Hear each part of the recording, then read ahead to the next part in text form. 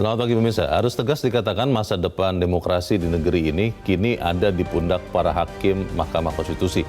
Pasalnya mereka lah yang kini akan memutuskan perkara gugatan Judicial Review pasal 168 ayat 2 Undang-Undang Nomor 7 Tahun 2017 tentang Pemilihan Umum yang sidangnya kini masih berproses. Apakah akan mempertahankan sistem proporsional terbuka atau kembali ke bentuk tertutup seperti tuntutan para penggugat? Perkara ini jelas merupakan ujian bagi ketangguhan lembaga itu sebagai penjaga pilar konstitusi sekaligus penjaga tegaknya demokrasi. Pemirsa, inilah editorial Media Indonesia di hari ini Kamis 2 Februari 2023 dengan tema Jangan Khianati Demokrasi bersama Selena Samosir. Editorial Media Indonesia ini juga dapat Anda simak melalui MG Radio Network di frekuensi 94,7 FM di kawasan Jakarta dan sekitarnya. Para pendengar dan Anda semua bisa ikut menyatakan pendapat Anda dengan menelepon nomor telepon 021 583 99100. Dan pemirsa, pagi ini telah hadir bersama saya anggota Dewan Redaksi Media Group Abdul Kohar. Mas Kohar, selamat pagi. Selamat pagi, Leo. Sehat-sehat, Mas? Sehat, alhamdulillah. Kita akan bicara soal penentuan apakah saya dan Mas Kohar dan semua rakyat Indonesia akan bisa tetap memilih orang atau akan memilih lambang partai ya? Ya, lambang partai. Kita akan lihat dulu beberapa berita sebelumnya pemirsa dan Mas Kohar yang diperhatikan Media Indonesia. Yang pertama di halaman muka di harian Anda, ini dari Festival Kopi yang diadakan dalam rangka ulang tahun Media Indonesia ya Mas Kohar ya. Media Indonesia berperan nyata dorong industri kopi. Ini apa artinya nih Mas Kohar? Sudah beberapa tahun terakhir itu setiap perhelatan ulang tahunnya 19 Januari. 19 Tapi Januari. Ini rangkaian ya, jadi rangkaian ulang tahun Media Indonesia, ulang tahun yang ke-53. Itu ada tradisi kita menggelar festival kopi. Kenapa? Ini juga bagian dari memberdayakan UMKM. Bahwa kopi Indonesia itu sebetulnya punya potensi yang sangat besar untuk menjadi komoditas dunia, komoditas yang digemari oleh dunia. Siapa yang tidak gemar minum kopi, katakanlah begitu. Betul. Ya. Saking banyaknya orang yang minum kopi dan potensi itu masih ada. Karena itu kita mengapresiasi apa yang disampaikan oleh Menteri Pertanian saat acara pembukaan festival kopi kemarin itu. Yang akan menyiapkan 10 juta bibit kopi. Jadi targetnya itu tidak main-main. Nanti Indonesia itu akan mengirim, jadi tidak ada kafe-kafe besar di dunia, bukan hanya di Indonesia, di dunia yang tidak menggunakan kopi Indonesia. Ya, varian kopi Indonesia banyak sekali. Ada yang sangat terkenal, misalnya kopi Gayo. Ada di hampir setiap daerah ada. Ada kopi kita yang luar biasa. Nah, inilah yang kemudian menggugah Media Indonesia untuk terus-menerus mentradisikan festival kopi ini. Ya, kemarin sempat terjeda oleh pandemi, tetapi meskipun begitu di tahun lalu juga digelar juga, tetapi tidak di lingkungan lebih terbatas. Nah, tahun ini relatif bisa lebih terbuka, mengulang apa yang sudah pernah dilakukan pada beberapa tahun sebelumnya. Ini langkah nyata yang kita harapkan juga memang bukan hanya Media Indonesia atau Media Group yang melakukannya ya. Banyak juga yang kita harapkan dan kita tahu bisa sebetulnya untuk mempromosikan produk-produk Indonesia, kita harapkan bisa dilakukan. Kita tinggalkan berita itu. Ini festival kopinya masih berlangsung ya? Ya, sampai besok. Sampai besok. Dan ini terbuka untuk umum ya, Mas Kohar? Terbuka untuk umum. Jadi tinggal datang saja? Tinggal datang saja, silahkan. Asal tertib ya. Iya, karena ada teman saya yang melihat dan bertanya, itu terbuka untuk umum tidak? Saya bilang terbuka. Ada 41 stand yang bisa dinikmati lah di situ. Yang ingin mencoba berbagai macam kopi silahkan datang. Kita ke berita selanjutnya di halaman 2, di halaman dalam di harian Anda pemirsa. Ini terkait dengan ekonomi. Sering sekali disebut-sebut Mas Kohar bahwa tahun ini banyak orang mengatakan tahun lalu bahwa tahun ini akan gelap, akan ada resesi, ada ancaman resesi global. Tapi di dalam berita dikatakan peluang resesi dunia masih ada. Maksudnya sudah sempat hilang atau bagaimana? Ini merespon sebetulnya apa yang pernah disampaikan oleh analis dari IMF yang mengoreksi sebetulnya. Mengoreksi pertumbuhan tidak sesuram yang diperkirakan. Proyeksi pertumbuhan tahun ini? Proyeksi pertumbuhan tahun ini global ya.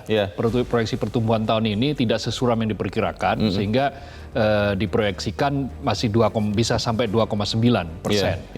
pertumbuhan di global dunia. Dari sebelumnya diramalkan sekitar ya 2,7-an lah, 2,5-2,7 gitu. Artinya apa? Ini ada momentum yang baik. Artinya ada harapan lah, kira-kira begitu. Tetapi meskipun ada harapan, celah itu jangan sampai membuat kita lengah. Jadi potensi untuk terjadinya resesi itu masih ada. Karena perang masih berkecamuk.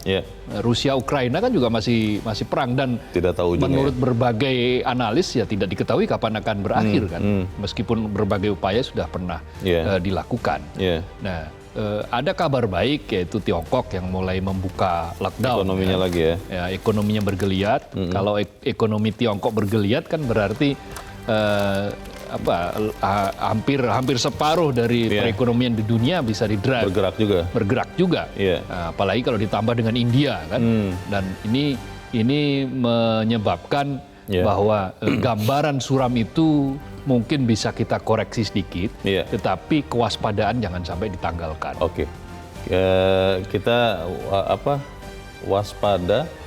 Optimis namun waspada. Iya betul, optimis itu harus, tapi waspada juga harus gitu loh. Itu yang dikatakan Menteri Keuangan Sri Mulyani dalam berbagai kesempatan. Kita tinggalkan berita itu, kita ke berita selanjutnya. Kali ini dari halaman 5, ini dari kolom pemilu 2024. Surya Paloh kirim kode ke Megawati.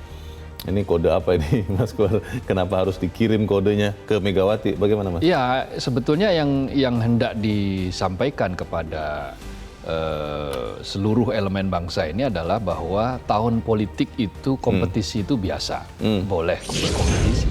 Tetapi kompetisi harus tetap dibangun dalam kerangka yang sehat, kerangka harmoni. Jadi silaturahim politik terus harus dilakukan.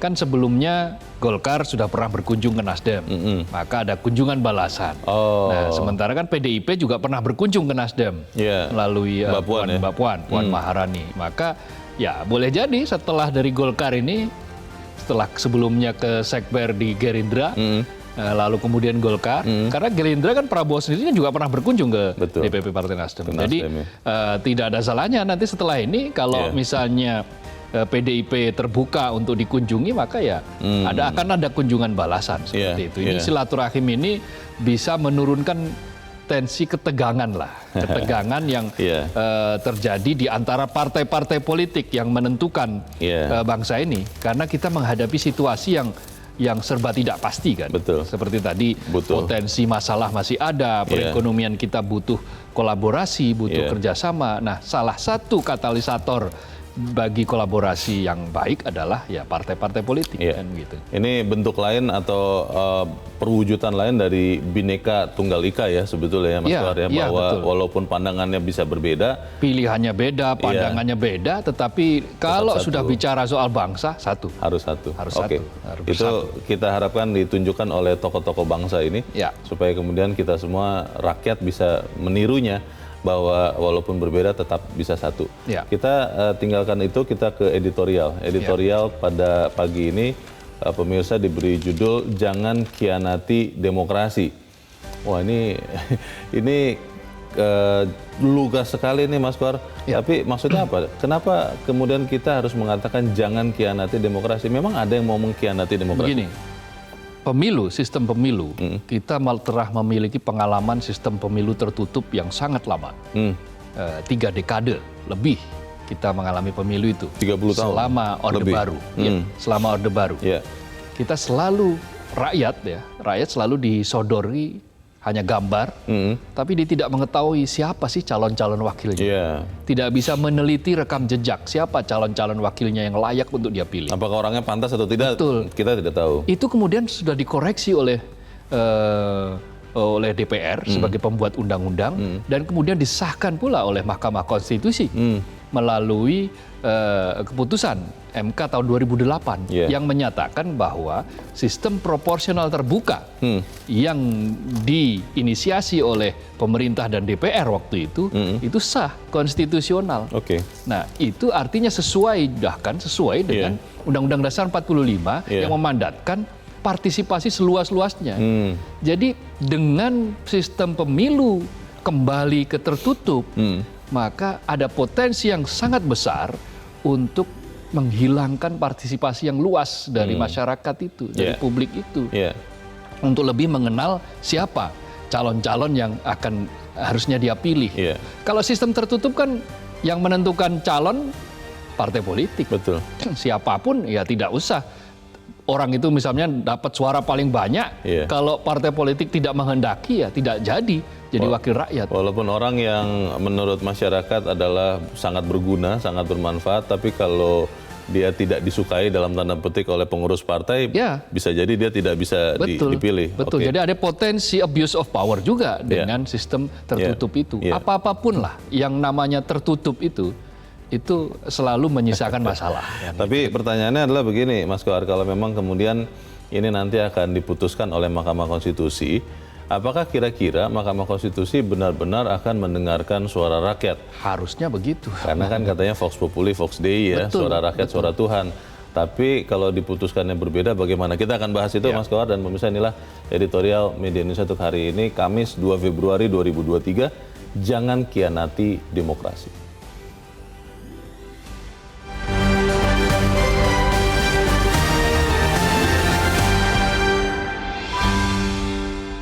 Jangan khianati demokrasi.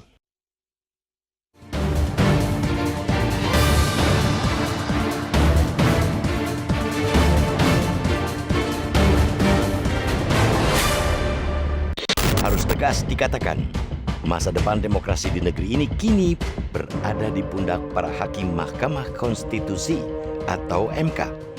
Pasalnya, merekalah yang kini akan memutuskan perkara gugatan Judicial Review pasal 168 ayat 2 Undang-Undang Nomor 7 Tahun 2017 tentang pemilihan umum yang sidangnya kini masih berproses. Apakah akan mempertahankan sistem proporsional terbuka atau kembali ke bentuk tertutup seperti tuntutan para penggugat? Perkara ini jelas merupakan ujian bagi ketangguhan lembaga itu sebagai penjaga pilar konstitusi sekaligus penjaga tegaknya demokrasi. Alasannya, yang menjadi objek gugatan kali ini ialah Undang-Undang Pemilu. Seperti kita ketahui, pemilu merupakan salah satu tolak ukur terdepan dari kualitas demokrasi. Alasan lainnya, sistem pemilu proporsional terbuka, poin yang kini digugat di MK itu adalah sistem yang memuliakan daulat rakyat, subjek utama demokrasi. Dengan sistem proporsional terbuka yang memuat tanda gambar parpol dan nama-nama calon legislatif pada surat suara, rakyat dapat menelusuri rekam jejak calon wakilnya, tidak seperti membeli kucing dalam karung. Ini sesuai dengan spirit demokrasi yang menjunjung asas partisipasi dan keterbukaan.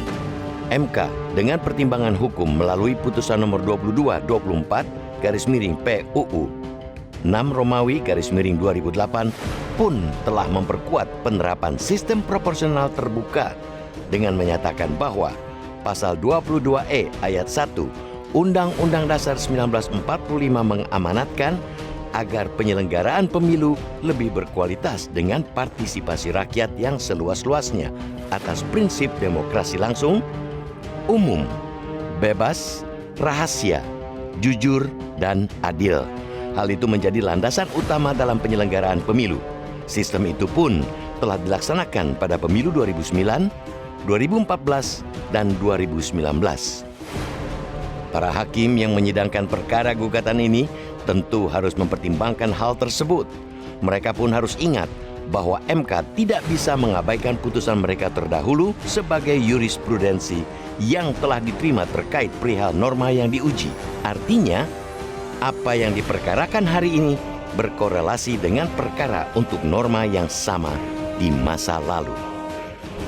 Bila konsisten dengan pendirian itu, para hakim MK semestinya menolak gugatan atas sistem tersebut. Mereka pun tentu mahfum bahwa DPR sebagai pembuat undang-undang memiliki kewenangan legislasi membentuk undang-undang pemilu yang baru. Artinya, parlemen dapat menempuh langkah legislative review, yakni mengamandemen undang-undang pemilu hasil judicial review seandainya dikabulkan MK. Hal tersebut amat mungkin dilakukan mengingat mayoritas fraksi di DPR sebelumnya sudah menyatakan tegas menolak sistem pemilu kembali menjadi tertutup kecuali fraksi PDI Perjuangan. Jika DPR pada akhirnya menggunakan wewenang mereka menempuh jalan tersebut, hal ini tentunya akan menjadi tamparan keras bagi MK. Jadi, kini tergantung para hakim yang menyidangkan perkara tersebut. Mau menjaga marwah MK sebagai lembaga pengawal demokrasi atau menjadi pengkhianat demokrasi dan mencoreng citra institusi?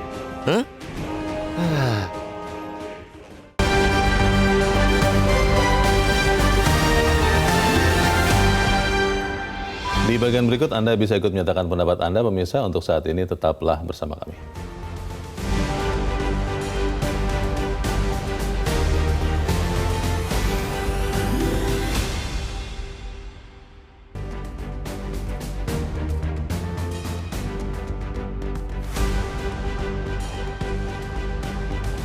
Terima kasih pemirsa, Anda masih bersama kami di Editorial Media Indonesia. Mas Kohar, kalau kita mempertimbangkan ya bahwa proporsional tertutup pun sudah pernah dilakukan. Ya. Dan itu kemudian dikoreksi menjadi proporsional terbuka. Ya. Tapi kan banyak orang yang mengatakan proporsional terbuka ini menjadi ajang untuk money politics. Ketika kemudian siapa yang punya uang banyak, ini logika sederhananya ya, untuk orang-orang yang mendukung proporsional tertutup, siapa yang punya uang banyak bisa membayar suara, membeli suara, maka dia bisa masuk juga.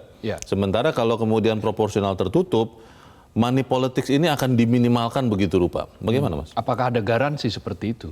Justru pada posisi proporsional tertutup, ada juga potensi untuk money politics. Terhadap siapa? Terhadap partai politik. Terhadap elit tertentu. Kepada pengurus. Terhadap pengurus yang menentukan siapa yang layak untuk dibawa ke Senayan.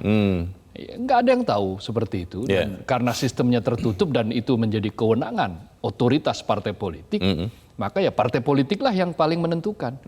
Kalau ada orang yang diindikasikan, katakanlah misalnya dia kritis, dia punya pandangan yang dekat dengan isu-isu kerakyatan, sementara pada bagian lain ada partai politik punya kepentingan jangka pendek yang berbeda dengan kepentingan publik secara luas, maka ya boleh jadi dia akan menganulir calon si A, dia akan ganti si B. Dan kemudian kalaupun toh misalnya nama si A menjadi yang mendapatkan suara terbanyak di daerah pemilihannya, kalau dia kemudian dia belum tentu dia yang dipilih ke Senayan, maka kan jadi seperti apa? Jadi yang sering disebut nomor urut sepatu itu yang maka tidak akan itu jadi. akan menciptakan apa yang disebut sebagai kader jenggot. Kader jenggot itu ya yang menggantung aja pada atas, pada pusatnya, bukan pada elit ya, bukan pada sisi-sisi dan penting dari demokrasi itu sendiri, yaitu apa rakyat. Sementara kalau sistem proporsional terbuka, dia akan menggaransi orang minimal akan melihat beberapa orang yang kritis, tentu akan dia punya kesempatan untuk melihat rekam jejak caleg-calegnya. Bahkan ada yang sampai waktunya berlama-lama di bilik suara untuk meneliti, oh saya memilih ini, saya mempunyai preferensi terhadap ini. Sangat kritis ya. Betul, sangat kritis dan itu adalah kemajuan dari demokrasi. Nah, ketika demokrasi yang sudah baik, yang sudah mulai tumbuh, tunas-tunasnya mulai mekar, kemudian dipangkas lagi, itu namanya layu sebelum berkembang. Tapi kalau kemudian nanti MK, ini kan MK sangat independen ya harusnya ya, tidak bisa dipengaruhi siapapun. Itu kemudian memutuskan kembali ke proporsional tertutup. Sementara kalau kita lihat sikap mayoritas fraksi di DPR kan maunya terbuka. Itu konsekuensinya seperti apa? Ya bisa jadi nanti direview lagi oleh DPR. Direview oleh DPR apa yang sudah diputuskan oleh MK, bisa jadi kemudian dilakukan di review di DPR. Jadi legislative review namanya. Setelah judicial review, di legislative review. Iya. Nah, sementara kita berburu dengan waktu. Pemilu akan digelar 14 Februari 2024. Baik. Nah, dengan pemilu yang mepet seperti ini, maka alangkah baiknya dikembalikanlah kepada open legal policy. Siapa yang memiliki policy untuk membuat undang-undang? Presiden, pemerintah, dan DPR, DPD. Nah, DPR sudah menyatakan 8 mayoritas, ya, 8 dari 9 itu menolak sistem tertutup, kembali tertutup. Sebelum kita lanjutkan diskusi, Mas War, kita mau bertanya dulu. Kita sudah tersambung lewat saluran telepon dengan dosen hukum Tata Negara Universitas Andalas, Khairul Fahmi. Pak Khairul Fahmi, selamat pagi. Selamat pagi, Mas Leo.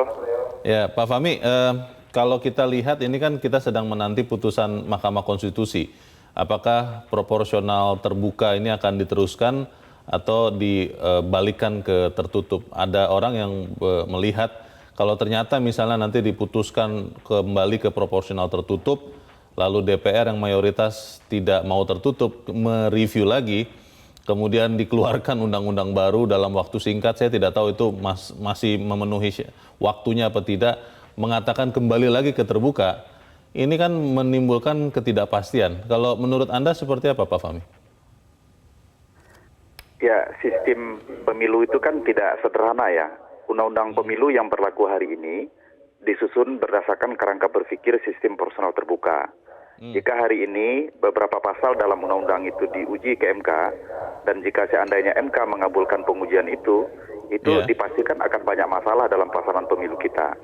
Oleh karena itu, kalau ingin melakukan perubahan sistem, mestinya dilakukan kajian komprehensif terlebih dahulu, dicek mana masalah-masalahnya, dan apa kemudian solusi yang ditawarkan untuk mengatasi itu.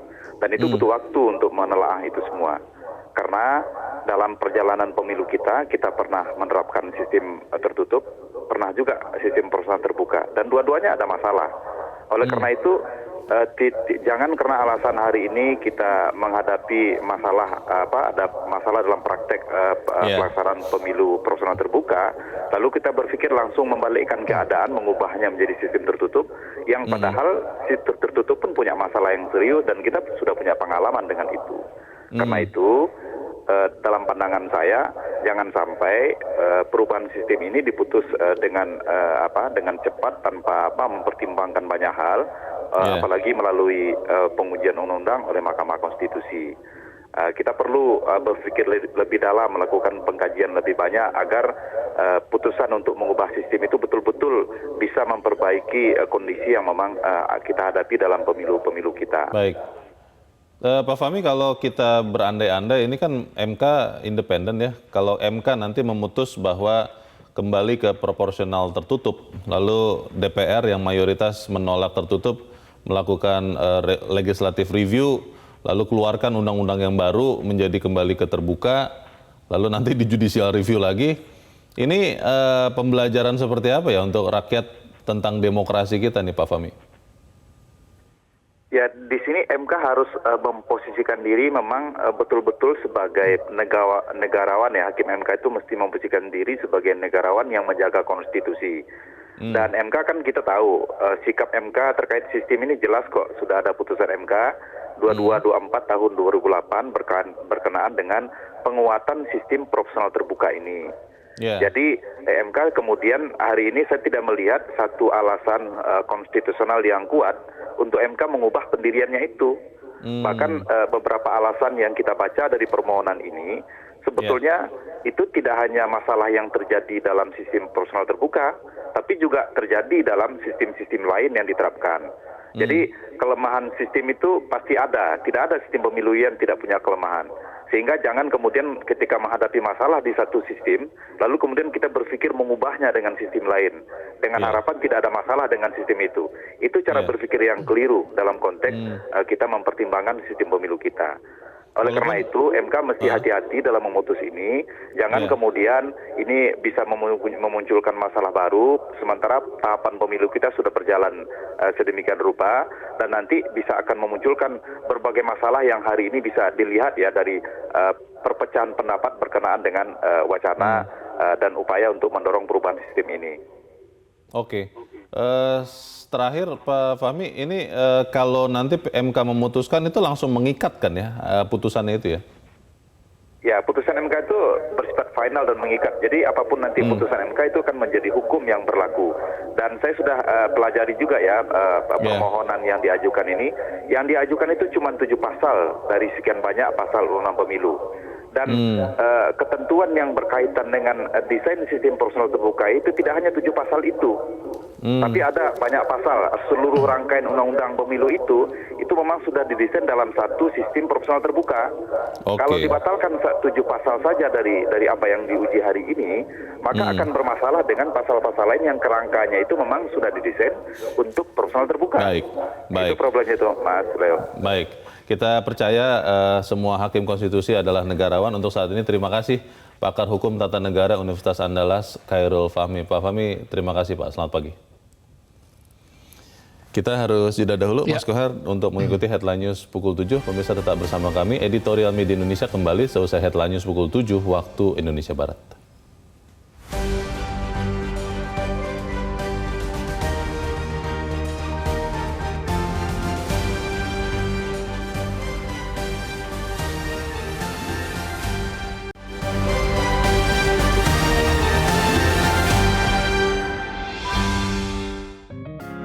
Media Indonesia mengajak Anda untuk mengakses fitur premium e-paper.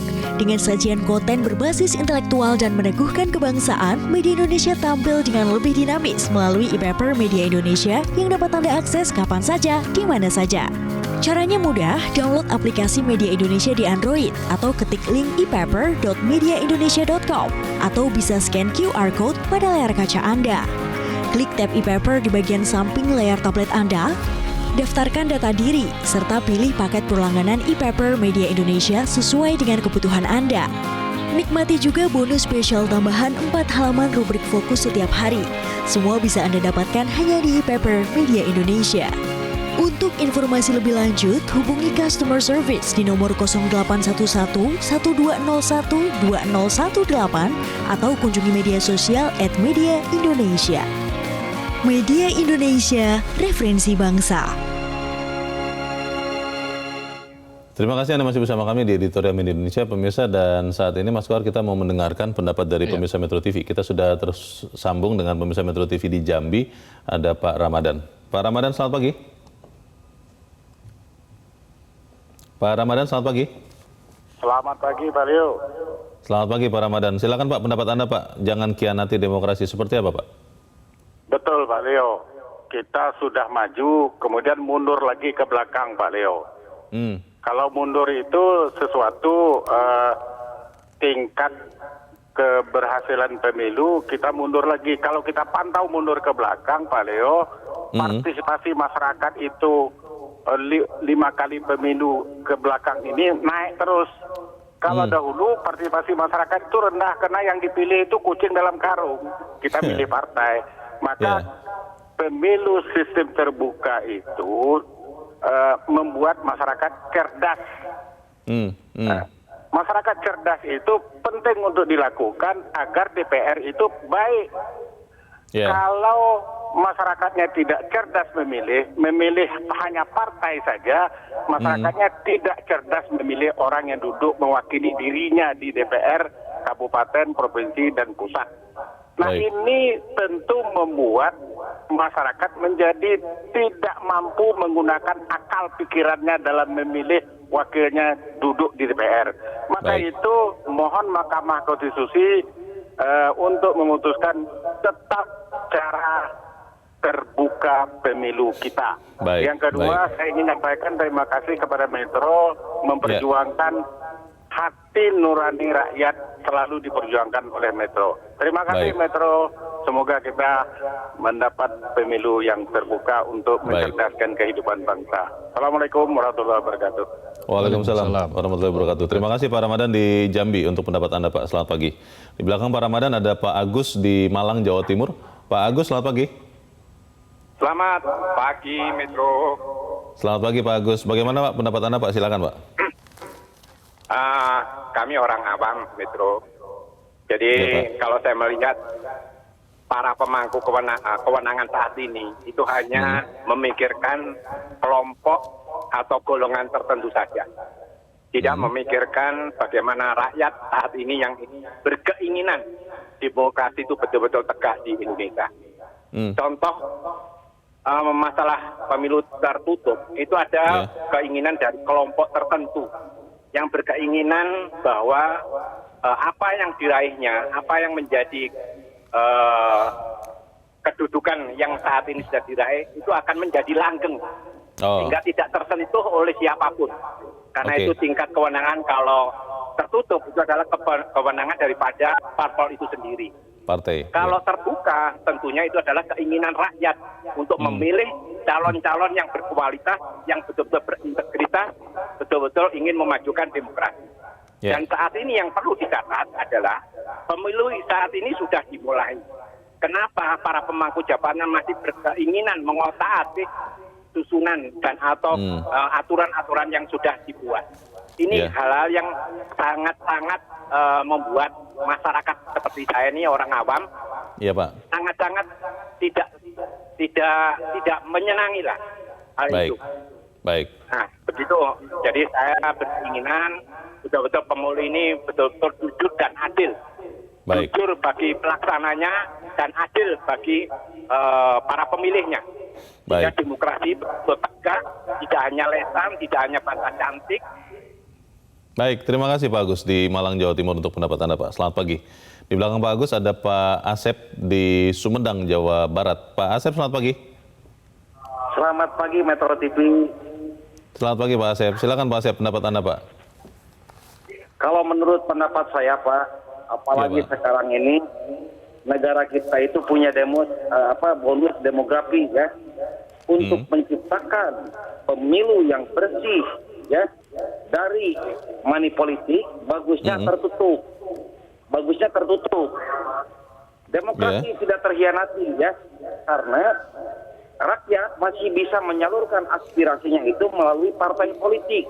Tinggal partai politik berlomba-lomba untuk membuat program nyata yang bagus untuk rakyat. Ya. Jadi dengan sistem pemilu terbuka ini, siapapun yang punya duit itu bisa menjadi anggota dewan atau legislatif. Sehingga menciptakan kayak periode kemarin, banyak orang yang bodoh ya, banyak yang orang tidak seharusnya jadi wakil rakyat bisa menduduki di parlemen. Contohnya di kabupaten saya, banyak orang-orang karena punya duit. Ya. Jadi, terima kasih Pak Asep di Sumedang, Jawa Barat, Pak, untuk pendapat Anda. Selamat pagi Pak Asep. Masyarakat juga punya pikiran sendiri-sendiri dan itu kan hakikat dari demokrasi ya, Mas Kohar, boleh berpendapat. Tapi kalau tadi melihat ada 3 pemirsa kita yang mengatakan kalau terbuka itu adalah artinya menghormati kedaulatan rakyat. Sementara kalau yang tadi Pak Asep tertutup, setuju supaya kemudian tidak seleksi kepada anggota dewan itu bisa semakin baik. Kalau menurut beliau adalah jangan sampai orang bodoh bisa masuk ke parlemen. Bagaimana Mas? Ya begini, apa yang dikatakan bahwa setiap yang punya duit pasti dia yang akan melenggang ke Senayan, itu berarti bukan hukum yang pasti. Itu sama saja menurunkan derajat kritisisme masyarakat. Kita menganggap semua masyarakat kita tidak berpikir. Kita menganggap bahwa pemilih konstituen kita itu hanya bisa dibayar. Padahal tidak seperti itu. Kalau memang bahwa biaya terlalu besar di sistem proporsional terbuka, maka harus ada mekanisme bagaimana sistem terbuka ini disempurnakan. Sebagaimana tadi dikatakan, tidak ada yang sempurna di dalam sistem apapun, apalagi sistem tertutup gitu. Terbuka saja masih ada celah, apalagi tertutup. Kita telah menyaksikan bagaimana pemilu di Orde Baru dengan sistem tertutup yang sangat sentralistik itu, semua masyarakat itu, hak-hak masyarakat itu dicabut dari akarnya. Masyarakat seperti tidak memiliki hak-hak kedaulatan apapun. Pemilu dikatakan sebagai bagian dari kedaulatan rakyat. Demokrasi itu kan hakikatnya adalah kedaulatan ada di tangan rakyat. Tetapi faktanya ketika rakyat ingin mengetahui, ingin memilih seperti apa wakilnya, masyarakat tidak tahu. Katanya begini Mas Kohar, kan sila keempat Pancasila, kerakyatan yang dipimpin oleh hikmat kebijaksanaan dalam permusyawaratan perwakilan. Jadi kalau mengikuti pikiran Pak Asep tadi, diwakili oleh partai politik. Percayalah kepada partai politik bahwa partai politik akan memberikan orang-orang terbaik, bukan bodoh kalau menurut Pak Asep tadi, yang akan mewakili suara kita, dan itu bisa dilakukan dengan sistem proporsional tertutup. Bagaimana, Pemilu itu kan hakikatnya adalah kontestasi. Orang punya, partai punya program. Tetapi orang per orang yang akan menjalankan program dari partai itu, dia juga punya hal yang akan dia bawa, bagaimana strategi dia, detail teknisnya itu ada di orang-orang, ada di caleg. Jadi tidak semua detail teknis itu disediakan oleh partai politik. Iya. Maka partai politik menyediakan grand design. Partai politik punya visi, punya misi, punya program-program. Tetapi bagaimana detail program itu akan dijalankan, kalau rakyat itu tidak mengetahui siapa yang calon-calon akan mewakilinya itu, maka dia tidak bisa membuat semacam kayak kontrak politik. Kontrak politik, nanti kalau Anda terpilih, maka Anda garansi Anda akan memperjuangkan ini dengan cara bagaimana. Nah, rakyat bisa meminta itu. Jadi tidak membeli kucing dalam karung. Jadi hak kedaulatan rakyat diberikan kepada rakyat untuk partai menyediakan orang-orang, menyediakan caleg-caleg. Jadi itu yang juga dari proses. Mengatakan bahwa terbuka ini bertentangan dengan sila keempat tadi, karena kan sila keempat tadi katanya permusyawaratan perwakilan. Itu bagaimana, Mas? Oh enggak. Jadi begini, perwakilan itu kan mewakili. Mereka memang sah nanti akan mewakili. Nah, proses menuju untuk mewakili itu kan harus diuji. Untuk menjadi wakil, untuk menjadi orang yang berhak untuk diberikan mandat bahwa kamu adalah wakil saya. Maka orang harus diuji. Nah, untuk menguji itu bagaimana? Ya harus terbuka, harus sistem terbuka. Harus diuji di lapangan bahwa dia sanggup meyakinkan rakyat bahwa dia sanggup melaksanakan visi dan program yang sudah dia janjikan itu. Itu caranya. Jadi sila keempat itu di breakdown lagi oleh undang-undang dalam undang-undang dasar, lalu menjadi undang-undang pemilu, dan sudah disahkan pula oleh Mahkamah Konstitusi pada tahun 2008 bahwa sistem proporsional terbuka itu tidak menyalahi undang-undang. Dan artinya konstitusional. Mahkamah Konstitusi pasti tahu bunyi sila keempat Pancasila. Pasti tahu dan sudah tahu prosesnya bagaimana. Maka kita berharap tentu saja bahwa mahkamah ini harus menjaga maruah mahkamah. Hakim konstitusi harus betul-betul melihat situasi yang ada di masyarakat. Kita lihat saja legal open policy-nya seperti apa di DPR, 8 dari 9 partai. Itu kan juga perwakilan. 8 dari 9 partai. Itu berapa? Itu 90% lebih. Itu menyatakan mendukung proporsional terbuka dan menolak kembali ke sistem proporsional tertutup. Itu sebetulnya sudah hakikat dari kalau kita menggunakan logika perwakilan, karena ini kan sudah sah, sudah disumpah menjadi wakil rakyat. Maka logikanya dia adalah mewakili rakyat dan dia mewakili suara kebanyakan rakyat. Dan koalisi masyarakat sipil, suara-suara dari masyarakat sipil kan semua rata-rata mereka mengatakan mereka betul mengakui ada kekurangan di sistem proporsional terbuka. Tetapi bukan berarti lalu kembali ke sistem proporsional tertutup. Kita ini kan hobinya kan berada pada titik ekstrim. Dari ekstrim satu ke ekstrim berikutnya. Dari ekstrim satu ke ekstrim lain. Kita tidak pernah berdiri di tengah-tengah. Padahal kan di antara kanan dan kiri itu kan ada tengah. Kenapa kita tidak mencoba untuk melihat di tengah? Itu ibaratnya kalau di lumbung padi ada tikus, terus kita bakar saja sekalian. Kita bakar saja biar semua... Supaya tikusnya mati. Tikusnya mati, tapi kemudian orang yang mengharapkan lumbung itu menjadi makanan bagi dia, mati juga. Kan begitu, karena kelaparan. Jadi tidak seperti itu cara. Nah, kekhawatiran kami kita adalah bahwa ini akan menjadi setback, dan ini sesuai dengan apa yang disebut oleh sosiolog antropolog gitu, Peter Worsley itu pernah menulis The Third World, dunia ketiga, itu bahwa ada yang disebut dengan transisi demokrasi itu bisa mengarah kepada rekonsolidasi otoritarianisme. Mereka-mereka yang merindukan masa lalu, mereka-mereka yang sudah nyaman dengan, wah kami ini elit dulu, zaman dulu berkuasa loh. Gitu. Maka ada kerinduan-kerinduan untuk kembali ke masa lalu. Mudah-mudahan tidak sampai seperti itu. Tetapi kan gejala-gejalanya agak mirip. Nah, untuk mencegah itu, maka Mahkamah Konstitusi harus betul-betul berdiri tegak untuk menyelamatkan demokrasi. Kita akan melihat apa saja opsi yang akan mungkin diambil, tapi kita harus jeda dahulu. Mas Koa dan Mirsa tetap bersama kami. Editorial Media Indonesia segera kembali.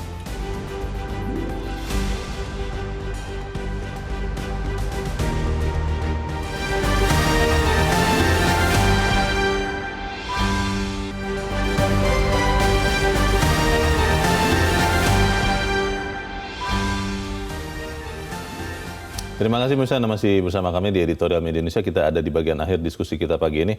Mas Kohar, kan kalau hakim itu sering disebut wakil Tuhan. Ya. Tapi kan masalahnya dia manusia juga, yang punya pikiran, punya hasrat, punya hal-hal yang berbeda dengan yang kita percaya dimiliki Tuhan. Ya. Nah, dalam hal hakim konstitusi akan memutuskan apakah proporsional terbuka atau tertutup. Apa sikap kita kepada putusan itu nantinya, dan kemudian apakah kemudian kalau diputuskan jadi tertutup, itu akan segera seperti yang ditulis di editorial, diikuti dengan legislative review oleh DPR? Ya, yang kita harapkan, kita percaya bahwa hakim konstitusi itu akan menjaga kepentingan yang lebih luas. Konsensus kita sudah menyepakati bahwa kita ingin menegakkan demokrasi. Yeah. Jalan demokrasi sudah kita pilih, dan jalan demokrasi ini memang belum sepenuhnya sempurna. Ya, sama-sama kita sempurnakan. Tetapi bukan kemudian kita babat habis. Sama seperti kayak tadi Leo katakan, ada tikus di lumbung padi, kita bakar lumbung-lumbungnya sekaligus tidak seperti itu.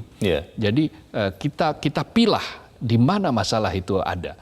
Kalau dikatakan bahwa proporsional tertutup, sistem pemilu proporsional tertutup itu berbiaya mahal, lalu menghasilkan money politik, hanya kader-kader yang populer yang bisa maju, yang punya uang. Kita menjadi populer itu bukan perkara mudah loh. Itu juga butuh perjuangan. Jangan menyederhanakan begitu. Jangan menyederhanakan bahwa ini karena populer. Nah, dalam situasi seperti itu maka hakim harus betul-betul bijak. Seperti tadi di beberapa statement pakar hukum tata negara Zainal Arifin Mokhtar misalnya. Ada sisi-sisi lain yang harus dilihat oleh hakim Mahkamah Konstitusi. Ingat, Mahkamah Konstitusi sudah pernah memutuskan di 2008 bahwa sistem proporsional terbuka itu konstitusional. Kalau kemudian dia ubah keputusannya bahwa proporsional terbuka itu tidak konstitusional atau konstitusional bersyarat misalnya, maka itu akan menjadi aneh. Karena dari 2008 ke sekarang tidak ada perubahan signifikan kondisi. Tidak ada perubahan signifikan. Undang-undangnya masih sama, undang-undang dasarnya juga masih sama, kita juga ideologinya Pancasila juga masih sama, sistem demokrasi yang kita pilih juga masih sama. Meskipun hakim konstitusinya sudah berbeda nih dengan yang 2008. Hakim boleh, orang bisa berganti siapapun, tetapi ketika sistem itu dinyatakan sudah solid, maka ya orang harus mengikuti sistem. Orang tidak boleh larut di luar sistem, bekerja di luar sistem. Kalau sudah begitu berarti tidak independen namanya. Maka kita kembalikan kepercayaan itu kepada hakim konstitusi untuk betul-betul bersikap independen. Mereka berada di bawah sumpah. Proses pemilu sudah berjalan, demokrasi harus kita selamatkan. Ingat tadi yang saya katakan, Peter Worsley, sosiolog antropolog itu pernah meneliti. Angola itu contohnya, Angola itu pernah masuk demokrasi, transisi, tetapi karena di situ kekuatan lama, kekuatan yang menginginkan otoritarianisme untuk kembali, elit-elit itu untuk kembali ke masa lalu itu belum sepenuhnya habis, maka dia terus merongrong itu proses transisi itu. Apa yang terjadi kemudian? Perpecahan di mana-mana, lalu kemudian ya rezim itu kembali ke otoritarianisme lagi. Sekarang kalau seperti itu namanya kan rekonsolidasi tadi ya, otoritarianisme. Nah, kalau sampai sistem ini kemudian menjadi titik masuk bagi munculnya rekonsolidasi otoritarianisme, berarti kita kembali ke era di mana masyarakat itu tidak mendapatkan haknya. Masyarakat itu kehilangan haknya kembali, diperlakukan tidak adil, dibungkam. Kan esensi demokrasi itu kan ada kebebasan berbicara, kebebasan berserikat, dan terbuka untuk mengoreksi, untuk melihat siapa calon-calonnya. Nah, kalau tertutup itu sama kayak rumus korupsi itu kan.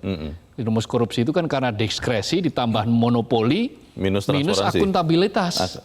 Akuntabilitas itu kan keterbukaan salah satunya. Nah, diskresi itu kewenangan.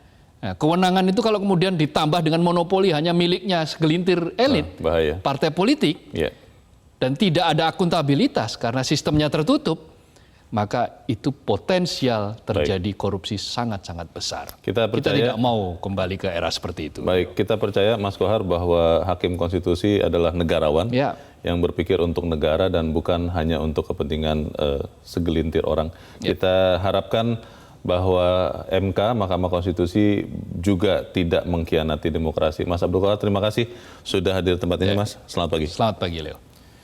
Pemirsa, kalau konsisten dengan pendirian, maka para hakim Mahkamah Konstitusi semestinya menolak gugatan atas sistem proporsional terbuka. Mereka pun tentu mafhum bahwa DPR sebagai pembuat undang-undang memiliki kewenangan legislasi untuk membentuk undang-undang pemilu yang baru.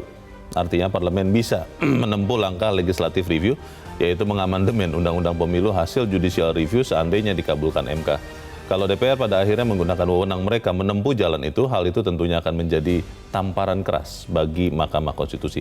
Tayangan editorial Media Indonesia pagi ini bisa Anda saksikan kembali pemirsa di kanal YouTube Media Indonesia dan website mediaindonesia.com. Saya Leonard Samosir, berterima kasih Anda sudah menyimak editorial Media Indonesia untuk pagi ini. Tetap jaga kesehatan Anda. Selamat pagi, sampai jumpa.